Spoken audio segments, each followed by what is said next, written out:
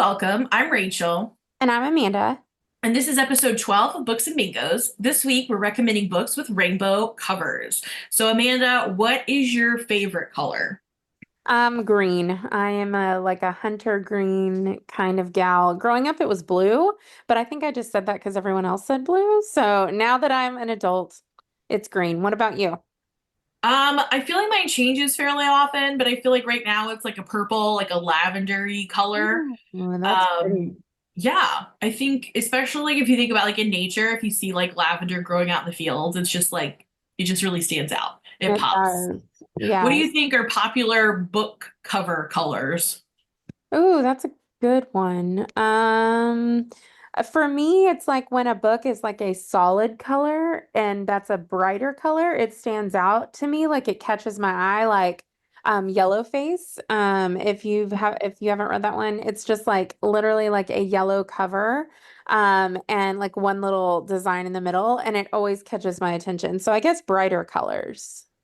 I would agree. I feel like I notice a lot of like hot pink books. Yes. Those always just pop out, or really anything with like neon on the cover is just gonna Yes. immediately pop out to me for sure. I love neon, anything. Yes. Yes, that's always a good way to go. If you don't know what to do with your book covers, neon. All right, Amanda, tell us about your first rainbow colored book. Okay, so this one is called One of Our Kind by Nicola Yoon. If you're familiar with Yoon's work in the past, she is a YA author. She's collaborated on story collections. She wrote The Sun Isn't Not, what is it? The Sun Is Not Also a Star and Everything, both which have been adapted into movies, and as well as instructions for dancing. And I absolutely have loved her work. So when I saw that she was going to have an adult book come out that was a mix between Get Out and Stepford Wives, like that's what it was like pitched as, I was like, okay, I'm in 100%.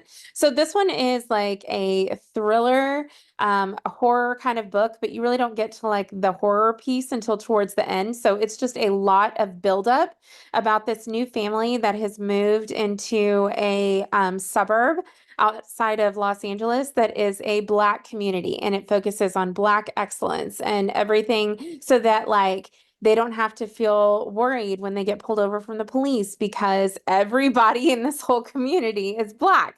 And there is like a debate going on between, is that a good thing? Like, are they segregating themselves, or is it something that is revolutionary to make them feel safe? So it does have a whole arch like lesson about racism and microaggressions. So that is like the biggest theme of the book. But I also, when I was reading it, got Don't Worry, Darling vibes. If you've never seen that movie before, that one very much blew my mind. It has a lot of cultish feel to it, which if you've also seen Stepford Wives, that also has that feel that everybody's the same, that kind of thing. So it does have this shocking ending, which I absolutely loved, even though I see that on like Goodreads, it's getting mixed reviews on if people liked it or not. So if you have read it, please reach out to me because I very much want to know what you think about it, because this one releases June 11th, so it will be out on Tuesday, June 11th.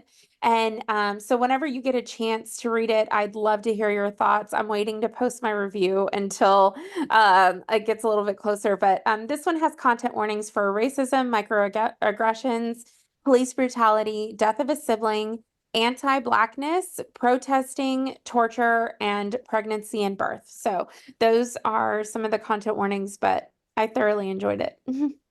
This sounds really good. I was expecting, like you said, a YA contemporary, and when I saw it was going to be an adult like thriller, I was very intrigued. Yeah, the And like you cover said, it's doesn't match the vibes of the book, so it felt kind of like a, right? Like it has like rainbow yeah, it's on it. almost like pastel, like right? Yes, So it's a yes, very calm cover. So yes, yeah, it kind of lures you in a little bit, I guess. exactly. False I sense of love it. security.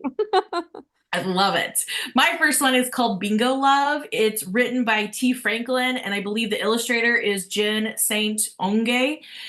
This is a young adult slash adult graphic novel. We have two women of color who meet at a bingo hall in 1963 and kind of fall in love. But of course, society and the times really pushes them to move on, marry men, make families, have all the babies. And then somehow now when they're grandmas, they meet up again at a bingo hall and rekindle their long lost love. This is just all the adorableness that you can imagine. There's obviously content warnings for homophobia in a book like this and bigotry, but there's also dementia, infidelity, and death. This would work well for realistic fiction, historical fiction, and graphic novel. Oh my gosh, I just looked up the cover and it is so cute. It's adorable. It's very heartwarming. And it fits with our bingo theme. I love that. Yay! It is that's awesome. Okay, so my second and final pick for this week is Ivy Aberdeen's Letter to the World by Ashley Herring Blake. Now, I have read so much of Ashley's middle grade books, but I somehow, I do not know how, skipped this one. So when I was looking for rainbow colors, I saw this particular book. It is a middle grade book, even though Ashley does also write adult romance, sapphic romance. But this one is a middle grade. It actually was a Stonewall nominee for 2019, and I 100% see why I'm kicking myself for not having read this one before. But it deals with a girl who survived a tornado with her family at the beginning of the book. And the house that they'd had for generations is now completely gone. So she's also dealing at the same time with coming out and what that will mean for her family, who already she feels like is overlooked. She is like a middle child, and they have two little boy twin babies and an older teen. And so she worries about what this will mean for her relationships with her family as well as her friends. And so she is also an artist. So that's why you'll notice on the cover of the book, the artwork is done like in a rainbow, and it's so gorgeous. And I just absolutely loved this book. Because it really deals with a lot of issues that our students are going through in like upper elementary and middle school of trying to figure out who they are. And when they do know who they are, being free and able to share that with the world. So, I absolutely adored it. The content warnings are coming out as a theme: ableism, cancer, physical injury, tornado, blackmail, and homelessness. And the squares would be middle grade, realistic, and I actually listened to it on audio and it was phenomenal. Wonderful. My next pick is definitely rainbow. Like the whole cover is like rainbow themed.